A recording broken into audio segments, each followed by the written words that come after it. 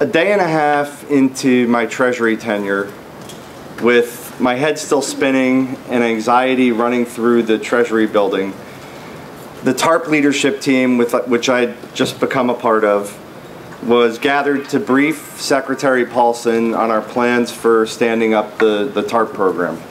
About a minute and a half into our presentation, Secretary Paulson was called out for an emergency phone call from Chairman Bernanke from the Fed. And just to set the scene a little bit further, we were gathered together in the Secretary's large conference room, adorned with looming portraits of George Washington and Abraham Lincoln, and a huge oblong table big enough to seat the government's entire senior financial apparatus.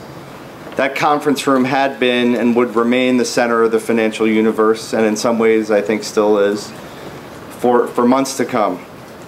Secretary Paulson, or Hank, as he absolutely insisted on us calling him, came back into the room, sat down and said, "Listen, this is great, but you need to close 16 bank equity transactions by Friday.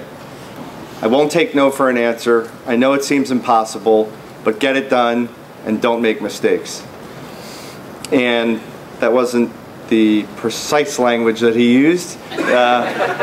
The ensuing year was about making order out of chaos. It was about preventing the financial system from going over the edge of the cliff. We were absolutely making it up as we went along. I don't view that as a negative. It was reality. This was a crisis of epic proportions. And you had a team there that was totally dedicated to doing our best to get it right. And there will be policy debates from now until the end of time about whether the policy choices that were made in that context were right or wrong or somewhere in between.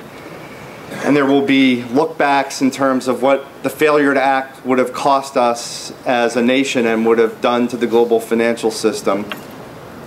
In the context in which we were charged with executing TARP, our focus was on just that, execution, and making sure that Secretary Paulson's policy initiatives were executed as effectively as they could be, and when Secretary Geithner came in, that there was continuity and that we continued to do that.